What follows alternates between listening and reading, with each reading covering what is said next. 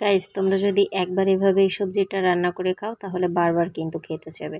তো বিসমিল্লাহির রহমানির রহিম, আসসালামু আলাইকুম ওয়া রাহমাতুল্লাহ। Welcome back to my another video guys. তো গাইস আজ হলো আমি ধুন্দুল দিয়ে ট্যাংরা মাছ রান্না করব। তো কিভাবে রান্না করব সেটাই তোমাদের সাথে শেয়ার করতে চলে আসলাম। তো ভিডিওটা তোমরা আশা করি সম্পূর্ণটাই দেখবে শেষ পর্যন্ত, তাহলে তোমরা ফুল প্রসেসিংটা দেখতে পাবে।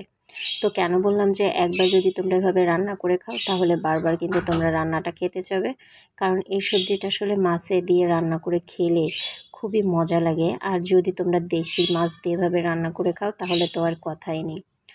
আর এই সবজিটাকে তোমরা সবসময় চেষ্টা করবে যে ছুলে তারপরে ভালো মতো পরিষ্কার করে ধুয়ে নিয়ে তারপরে ফালি ফালি করে কেটে নেবে, কারণ এই সবজিটাতে যথেষ্ট পরিমাণে পানি বের হয়।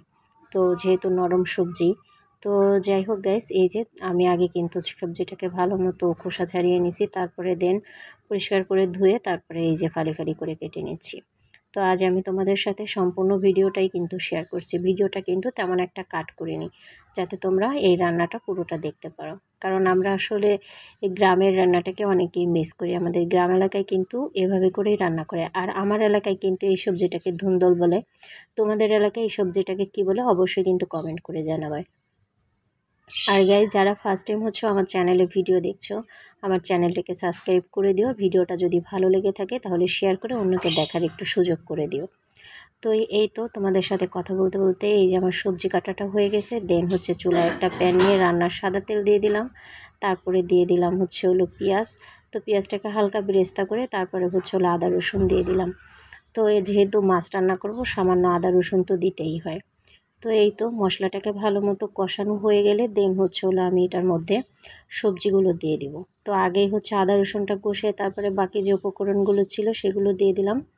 দিয়ে এটাকে আর একটু ভালো মতো কষিয়ে নেব, তারপরে হলো আমি সবজিগুলো দিয়ে দেবো। আর আজ কিন্তু হলো আমি মাছ সবজি কীভাবে কষাচ্ছি সেটা কিন্তু তোমরা দেখে নিও। হ্যাঁ, যেহেতু এই সবজিটা বেশিক্ষণ জাল লাগে না, অল্প জালেই সিদ্ধ হয়ে যায়, যার জন্য হলো আজ আমি সবজি আর মাছ একসঙ্গেই কষিয়ে নেব। তো এই যে আগে সবজিটাকে ভালো মতো আমি একটু মিক্সড করে নিচ্ছিলাম মশলার সঙ্গে। দেন হলো মাছগুলা দিয়ে দিলাম। তো মাছ দিয়ে ভালো মতো আমি হলো কষিয়ে নিব। তো কষানোর ভিতরেই হলো আমার সবজি এবং মাছ দুটোই সিদ্ধ হয়ে যাবে। তো কষানো হয়ে গেলে তারপরে হলো আমি পরিমাণ মতো অল্প পানি দিয়ে নেব। যেহেতু আজ হলো আমি একটু ঝাল বা ঝোল রান্না করব, যার জন্য পরিমাণ মতো একটু পানি দিতে হবে। আর যদি কেউ সবজি আর মাছ দিয়ে চচ্চড়ি খেতে চাও দেন তারা এটাতে পানি না দিলেও চলবে। এই সবজিটা থেকে যে পানিটা বের হচ্ছে সেটাতেই তোমার চচ্চড়িটা হয়ে যাবে।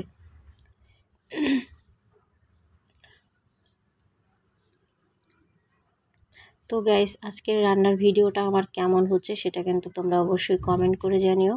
আর আবারও বলছি, যদি ভিডিওটা ভালো লেগে থাকে তাহলে শেয়ার করে অন্যকে দেখার সুযোগ করে দিও। আর যারা এখনও আমার চ্যানেলটাকে সাবস্ক্রাইব করোনি অবশ্যই আমার চ্যানেলটাকে সাবস্ক্রাইব করে দিও। তো এই যে দেখতেই পাচ্ছ, তোমাদের সাথে কথা বলতে বলতে হয়ে গেল প্রায় আমার সবজি রান্নাটা। হ্যাঁ দেখো গাইস। তো গাইজ সবাই ভালো থেকো। আজকের ভিডিওটা এই পর্যন্তই। নেক্সট আবার চলে আসবো তোমাদের জন্য অন্য কোনো ভিডিও নিয়ে। তো ভালো থাকো সবাই। আল্লাহ হাফেজ।